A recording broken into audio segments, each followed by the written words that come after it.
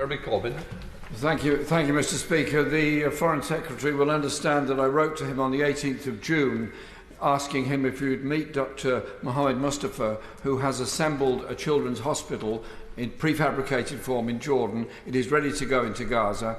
It will be able to help the 400,000 children in northern Gaza who at the moment have no access to any medical facilities at all. This is desperately urgent. Can I ask him to meet with Dr.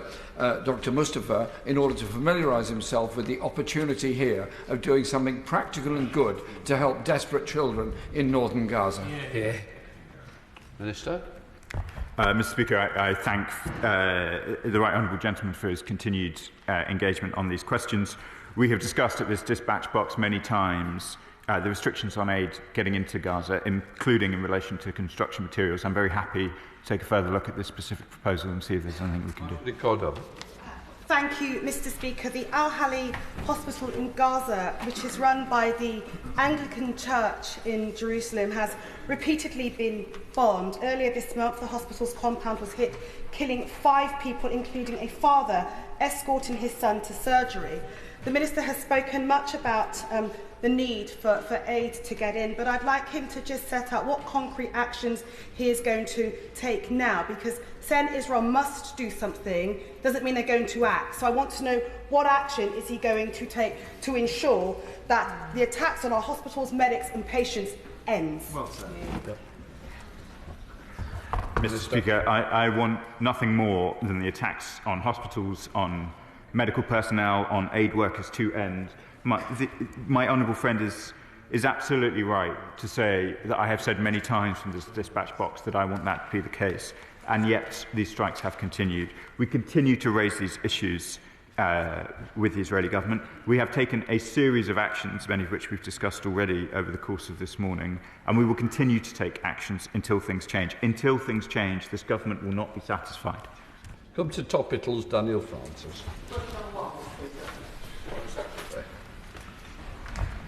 Mr. Speaker, Britain is at the heart of diplomatic efforts to de-escalate the situation in the Middle East. We are clear that Iran must never have a nuclear weapon, while at the UK, EU, G7 and NATO summits, and in my engagements for the High North to North Africa, the government has been delivering security and growth for the British people, deepening Britain's partnerships and alliances, and addressing the ongoing horrendous conflicts in Gaza and Ukraine. Francis. Speaker, I know this House, along with my constituents across Bexley and Crayford, welcome the sanctions taken against 2 Israeli officials earlier this month. So can I therefore ask my honourable friend what discussions the UK government is holding with our international partners regarding further actions that could be taken in relation to the incitement of violence against Palestinian citizens? Well, I'm very grateful to my honourable friend for the question. He will have seen that on taking those sanctions against Ben Gvir and Smodrick, we worked with Australia, Canada, New Zealand and Norway to do that. I can't speculate on future sanctions, but I can assure him that we are coordinating with our allies, and he will know that on the issue of humanitarian aid, for example, 26 countries joined us. Foreign Secretary Mr. Speaker, given the clear threat Iran poses to the United Kingdom, our allies and to the Middle East, does the Foreign Secretary support the actions undertaken by the United States to degrade Iran's nuclear weapons? And he will also have heard that President Trump has said that Iran's nuclear capabilities are gone. Does he welcome this? Foreign Secretary. It was important to be alongside Secretary of State Rubio last week in DC. We continue to work closely with President Trump, and the Prime Minister spoke to him just 2 days ago. And of course, the initial assessments of those attacks in Iran are coming in, and we will assess that in due course. Mr. Speaker, given the situation that has emerged in the Middle East and the fact that the de-escalation has not taken place in recent hours, Can the Foreign Secretary outline what is now effectively going to be quite an urgent situation in terms of measures that he's overseeing to bring back 4,000 British nationals now stranded in Israel?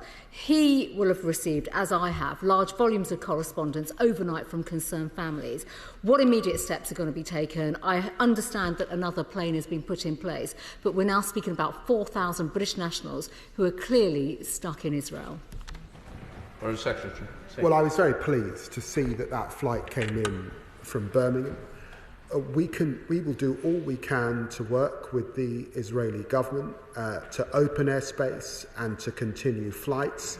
We have a ceasefire. I have seen, of course, that ceasefire has been violated, and I urge all partners to keep to that ceasefire so airspace can open up and commercial flights can resume. Chris Hinchliffe. Speaker, many of my constituents have raised concerns about the use of RAF Akrotiri to support Israel military activity in Gaza. Given the rapidly developing situation with Iran, can ministers assure this House that British arms and military bases will not be likewise implicated in any further escalations of that conflict?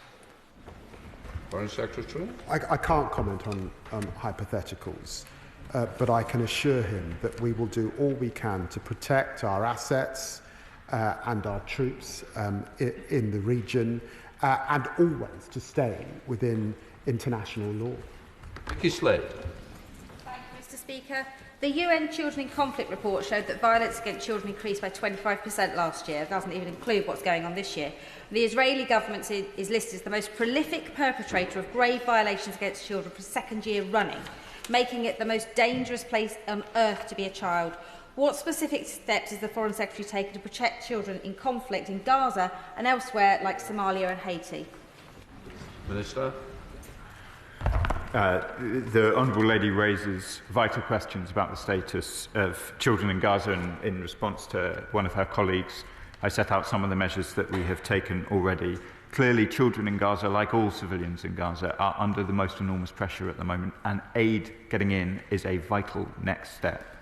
Where children from Gaza are outside of the region, so in particular in Egypt and Jordan, we have provided support to them there, and in a very limited set of cases where specialist medical attention that is only possible from the UK is the case, in a few limited cases, we have brought children from Gaza to the UK.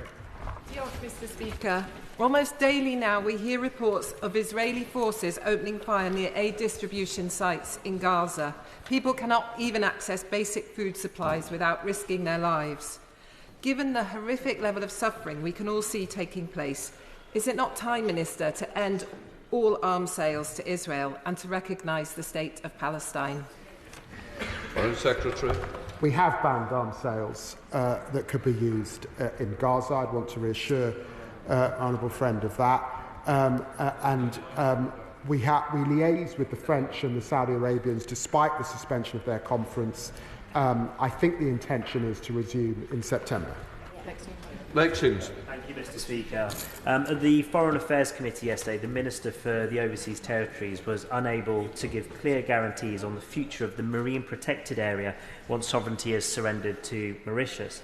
Does the Foreign Secretary accept that his Chagos surrender deal does not currently secure the marine environment, and that a future environmental protection agreement may result in the UK paying even more money to Mauritius? Minister. Well, it's a shame the tone of his question, Mr. Speaker. I thought we had a very constructive conversation yesterday, and I took on board the points that he and the chair of the committee raised. I can assure him that marine protected area is a key part of our agreement with Mauritius, and this government is committed to protecting our oceans and natural resources globally. Thank you, Mr. Speaker. Tulsi Gabbard, US's Director of Intelligence, said in March that Iran was not building a nuclear weapons, as did the UN Atomic Energy. But a day before conference to recognise Palestine, Israel decides unilaterally that Iran has nuclear weapons and there was an immediate threat of attack, and therefore it bombed Iran. The illegal bombing by Israel was a distraction from the shooting and killing of starving Palestinians and to prevent the recognition of State of Palestine. So can I ask the Minister? Sean Punch, quick. Thank you. Can I ask the Minister what steps are you taking to stop this killing of Palestinians and to recognise the state of Palestine? Secretary. Well, can I say to my honourable friend that it is important to recognise that in our own country, at Sizewell, at Urenco, uranium is a